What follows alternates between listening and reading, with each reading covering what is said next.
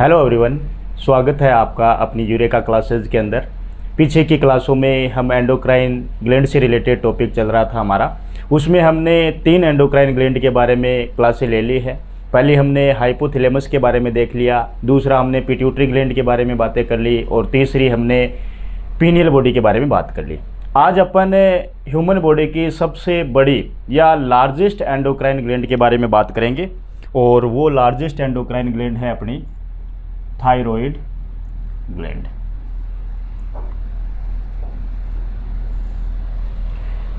Thyroid gland जो कि largest endocrine gland in human body. हमने पीछे देखा स्मॉलेस्ट एंडोक्राइन ग्लैंड देखी थी हमने पीनियल बॉडी और पिट्यूटरी ग्लैंड, दोनों को हमने स्मॉलेस्ट एंडोक्राइन ग्लैंड माना था। आज अपन बात कर रहे हैं लार्जेस्ट एंडोक्राइन ग्लैंड की, जो कि है अपनी थायराइड ग्लैंड। अब यहाँ पे थोड़ा सा कन्फ्यूजन ये रहता है कि कई बार क्वेश्चन अपने को ऐसा मिलता है कि largest gland in human body और largest endocrine gland in human body, तो यहाँ पे अपने अलग अलग आंसर आते हैं।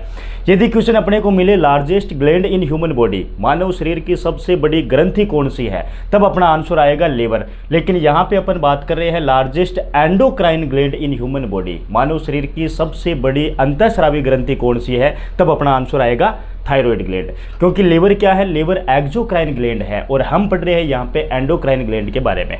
उसके बाद में लार्जेस्ट एंडोक्राइन ग्लैंड है तो इसका वेट कितना ही होगा, इसका जो वेट होता है अप्रोक्सीमेटली 25 to 30 ग्राम होता है। उसके बाद में बात करते हैं इसके ओरिजिन की, तो कैसा इसका ओरिजिन होता है, एक्टोड्रम का होगा, मेसोड्रम का होगा या एंडोड्रम का होगा। पीछे जितनी एंडोक्राइन ग्लैंड पढ़ी थी हमने जो कि ब्रेन के अंदर लोकेटेड थी, उनका जो ओरिजिन था वो था एक्टोड्रम, लेकिन ये जो ग्लैंड है इसका जो ओरिजिन होने वाला है वो है एंडोडर्मल ओरिजिन। उसके बाद में इसकी जो शेप होती है वो होती है कैपिटल एच के आकार की। उसके बाद बात करते हैं इसकी लोकेशन की, तो ये कहाँ पे प्रेजेंट होगी, ये होती है अपने गले के अंदर प्रेजेंट। 2 लोब होंगे इसके, 2 lobe of either side trachea connected by isthmus. यहाँ गले के अंदर ट्रेकिया के दोनों साइड में, लेफ्ट और राइट साइड के अंदर अपनी थायराइड ग्लैंड लोकेटेड होती है। नंबर्स की बात करें तो इसके 2 लोब्स होते हैं। उसके बाद में थायराइड ग्लैंड से कौन से हार्मोन रिलीज होते हैं, तो नॉर्मली यहाँ पे अपन नाम देख रहे हैं सिर्फ यहाँ पे हार्मोन। एक होता है थायरोक्सिन हार्मोन और एक होता है कैल्सिटोनिन हार्मोन। थायरोक्सिन हार्मोन की जो अमाउंट होगी यहाँ पे वो होगी 98% और कैल्सिटोनिन रिलीज होता है 2%। उसके बाद में थायराइड ग्लैंड की जो लोकेशन हमने देखी है उसको मैं आपको डायग्राम से भी दिखाना चाहूँगा। जैसे ये अपना है ट्रेकिया, गले के अंदर ये है अपना ट्रेकिया, और इस ट्रेकिया के लेफ्ट और राइट साइड में ये 2 लोब प्रेजेंट होते हैं थायराइड ग्लैंड के।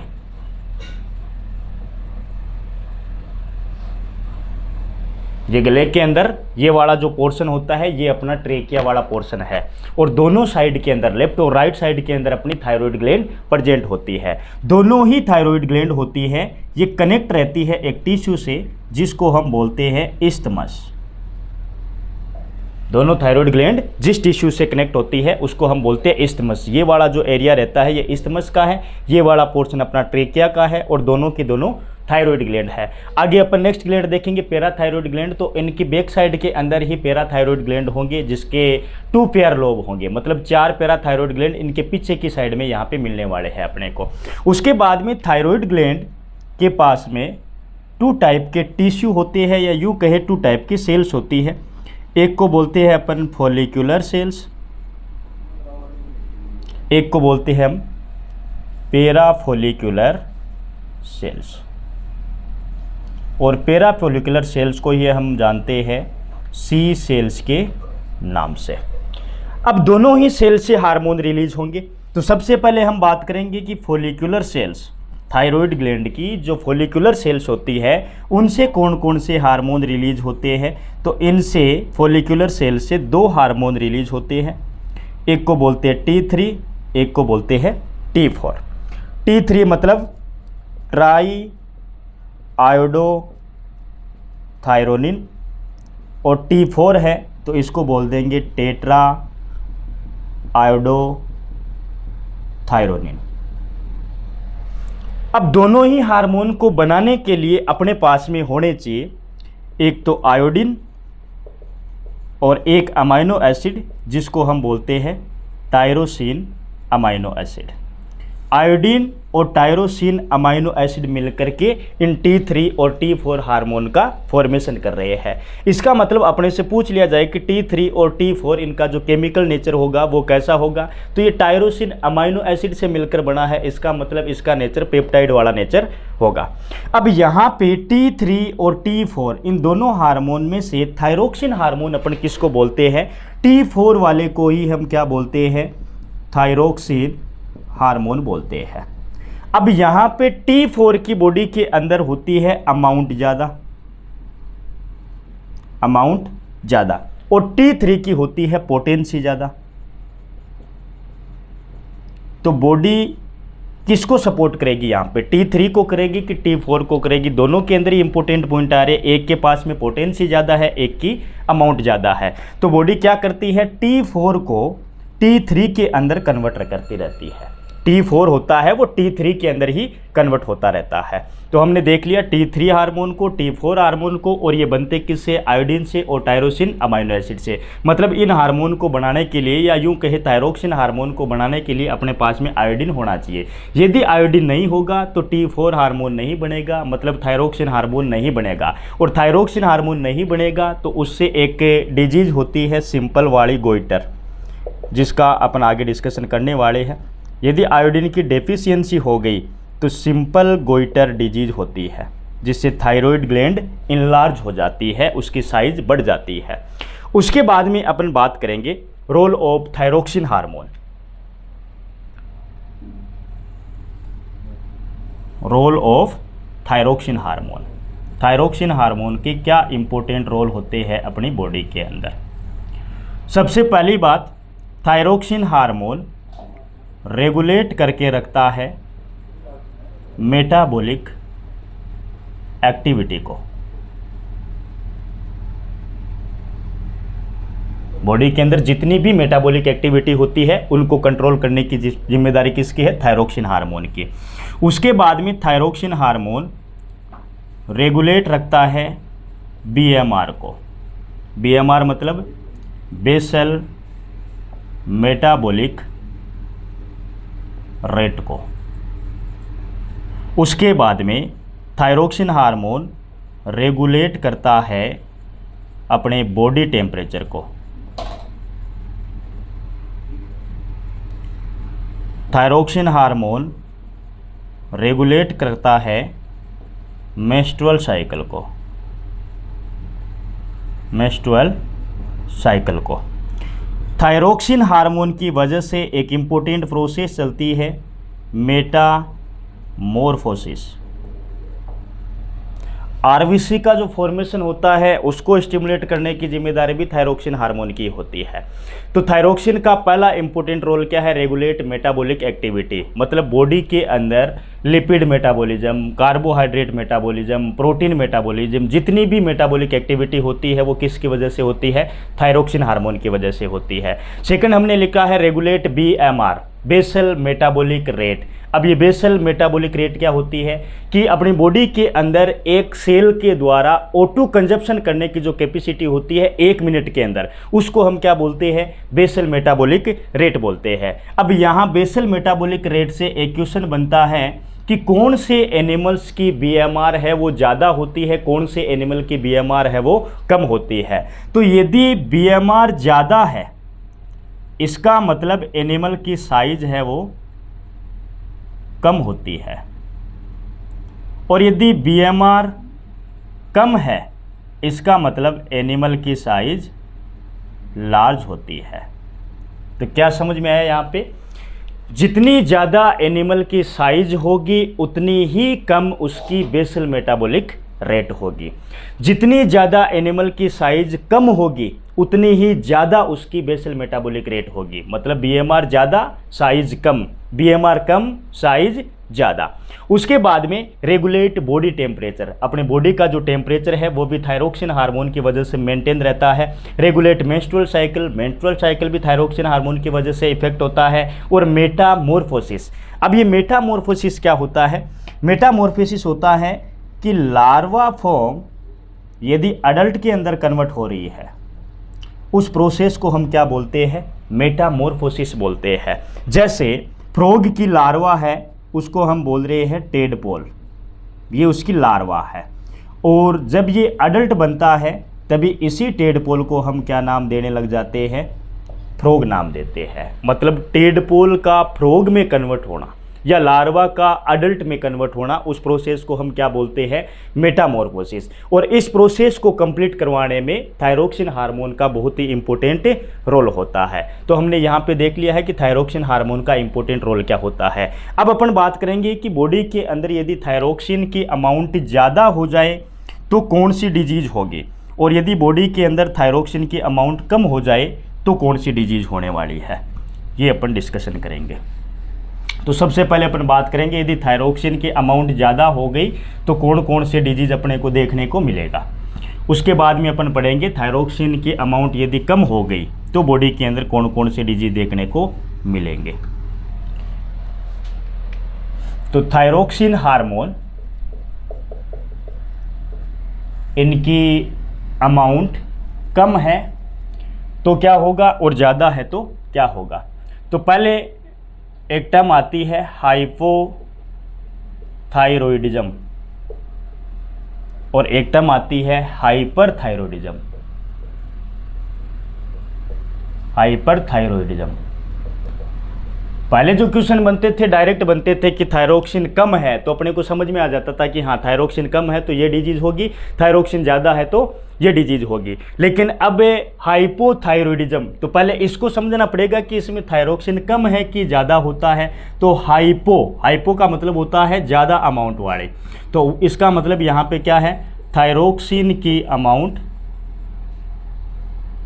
कम है। यहाँ पे हाइपो का मतलब होता है कम, मैंने बोल दिया गलती से कि हाइपो का मतलब ज़्यादा होता है, हाइपो का मतलब होता है कम, मतलब थायरोक्सिन की अमाउंट कम है यहाँ पे।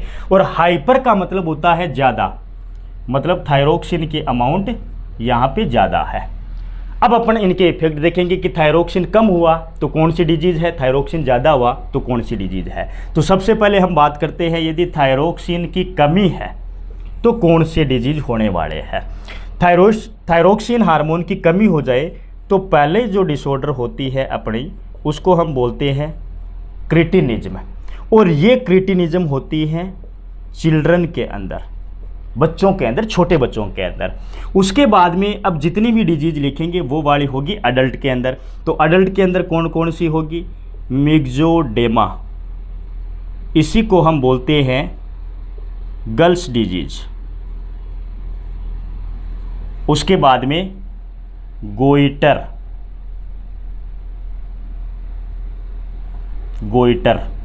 जिसको हम घिंगा या गलगन रोग के नाम से भी जानते हैं, और एक है अपनी हाशीमोटो डिजीज।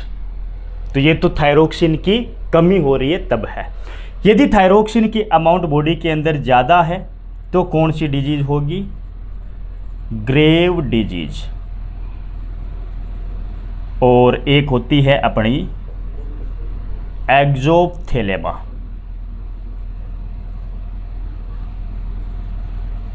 एक्सोप्थेलेमा, ग्रेव डिजीज और एक्सोप्थेलेमा, ये तो थायरोक्सिन की अमाउंट ज़्यादा होती है तब होती है, और ये वाले डिसऑर्डर थायरोक्सिन की अमाउंट कम होती है तो होता है। अब क्रिटिनिज्म के अंदर यहाँ पे क्या क्या सिम्टम्स देखने को मिलते हैं। जिस बच्चे के अंदर थायरोक्सिन की अमाउंट कम रहती है उसके अंदर मंद बुद्धि वाला, मतलब यूँ कहे कि मेंटली रिटार्ड बेबी, ये जो बच्चा होगा इसकी बुद्धि थोड़ी सी कम काम करेगी, मंद बुद्धि वाला होगा, मेंटली रिटार्ड बेबी होगा। मिक्सोडेमा और गर्ल्स डिजीज ये मोस्टली गर्ल्स के अंदर देखने को मिलता है, जो अडल्ट गर्ल्स होती है वहाँ पे देखने को मिलता है। इसके क्या क्या सिम्टम्स देखने को मिलते हैं? एक तो स्किन ड्राई हो जाती है, दूसरा बॉडी वेट है वो इंक्रीज हो जाता है, बॉडी वेट भी इंक्रीज हो जाता है, तीसरा उनके अंदर मेंस्ट्रुअल साइकिल स्टॉप हो जाता है, रुक जाता है, और मेंस्ट्रुअल साइकिल स्टॉप होगा तो उनके अंदर इनफर्टिलिटी वाली कंडीशन देखने को मिलेगी, जिस डिजीज़ को हम क्या नाम दे रहे हैं? मिक्सोडेमा या गर्ल्स डिजीज़। उसके बाद में गोइटर डिजीज़। गोइटर डिजीज़ कब होगा? जब आयोडीन की डेफिशिएंसी होगी, आयोडीन की अमाउंट यदि कम होगी तो उस टाइम पे गोइटर डिजीज़ होगी, और आयोडीन की अमाउंट कम होगी तो थायराइड ग्लैंड से थायरोक्सिन हार्मोन रिलीज नहीं हो पाएगा, थायरोक्सिन हार्मोन रिलीज नहीं हो पाएगा तो थायराइड ग्लैंड है वो इनलार्जमेंट हो जाएगी, थायराइड ग्लैंड इनलार्जमेंट, मतलब थायराइड ग्लैंड की साइज है वो बढ़ जाएगी, या यूं कहे नेक के अंदर स्वेलिंग हो जाएगी, गला भर जाएगा, गले के अंदर सूजन आ जाएगी, यहाँ से गला भर जाएगा, जिसको हम बोलते हैं गलगंड रोग, घेंगा रोग या गोइटर रोग। किसकी वजह से हुआ? आयोडीन की वजह से हुआ। इसका एक सिंपल सा कॉन्सेप्ट मैं आपको बता रहा हूँ, गोइटर डिजीज़ के पीछे की कहानी बता रहा हूँ कि ये कैसे हो रहा है। सबसे पहले अपने पास में हाइपोथैलेमस है, हाइपोथैलेमस, हाइपोथैलेमस से एक हार्मोन रिलीज होता है TSH RH, मतलब रिलीजिंग हार्मोन यहाँ पे रिलीज हो रहा है। ये RH रिलीजिंग हार्मोन हाइपोफाइसिस, मतलब पिट्यूटरी ग्लैंड को सिग्नल देगा, पिट्यूटरी ग्लैंड से हार्मोन रिलीज होगा TSH, थायराइड स्टिमुलेटिंग हार्मोन। ये हार्मोन क्या करेगा? थायराइड ग्लैंड को स्टिमुलेट करेगा थायरोक्सिन हार्मोन रिलीज करने के लिए। TSH क्या करेगा? थायराइड हार्मोन को स्टिमुलेट, थायराइड ग्लैंड को स्टिमुलेट करेगा थायरोक्सिन हार्मोन रिलीज करवाने के लिए। मतलब थायराइड ग्लैंड थायरोक्सिन हार्मोन को रिलीज कर रही है कब? जब इसके पास में आयोडीन होता है, और यदि आयोडीन यहाँ पे नहीं है तो थायराइड ग्लैंड थायरोक्सिन हार्मोन को रिलीज नहीं कर पाएगी, प्रयास करती रहेगी कि थायरोक्सिन हार्मोन निकले, और उस प्रयास की वजह से इसकी जो साइज है वो बढ़ जाती है, जिसको हम क्या नाम देते हैं? गोइटर डिजीज नाम देते हैं, गोइटर डिजीज या घेंगा रोग या गलगंड रोग। उसके बाद में थायरोक्सिन की कमी होती है तो उससे होता है हाशीमोटो डिजीज, और हाशीमोटो डिजीज एक ऑटो इम्यूनो डिजीज होती है, ये इंपॉर्टेंट पॉइंट है, ऑटो इम्यूनो डिजीज होती है। दूसरा, इसी डिजीज को हम बोलते हैं सुसाइड ऑफ थायराइड ग्लैंड, मतलब थायराइड ग्लैंड अपने आप को ही ख़त्म कर लेती है, किसकी वजह से? जब इसको थायरोक्सिन हार्मोन नहीं मिलता है। तो सुसाइड ऑफ थायराइड ग्लैंड, उस डिजीज़ का नाम क्या है? हाशीमोटो डिजीज़। ऑटो इम्यूनो डिजीज़ कौन सा है? हाशीमोटो डिजीज़। उसके बाद में यदि थायरोक्सिन हार्मोन की अमाउंट ज़्यादा हो जाती है तो उसको हम बोलते हैं ग्रेव डिजीज़, और इसमें जो पर्सन रहता है उसकी जो BP होती है या ब्लड प्रेशर होता है वो हाई हो जाता है, और आँखों की जो पुतलियाँ होती है वो ऐसा लगता है कि बाहर निकलने वाली है, इस हिसाब का उनका चेहरा बन जाता है, डरावने टाइप का चेहरा बन जाता है इस ग्रेव डिजीज़ के अंदर। सेम वही कंडीशन देखने को मिलती है एक्सोथैलेमा के अंदर, जब थायरोक्सिन की अमाउंट ज़्यादा होती है। अब एक इम्पोर्टेंट कॉन्सेप्ट रहता है कि मोटापा थायराइड कम होता है तब होता है कि थायराइड ज़्यादा होता है तब होता है। तो जब थायरोक्सिन बॉडी के अंदर कम बनेगा तो BMR भी कम होगी, BMR कम होगी तो हार्ट रेट भी कम होगी। हार्ट रेट कम होगी तो रेस्पिरेशन रेट भी कम होगी। रेस्पिरेशन रेट कम होगी तो एनर्जी कम बढ़ेगी, और एनर्जी कम बढ़ेगी तो बॉडी का वेट है वो ज़्यादा होगा।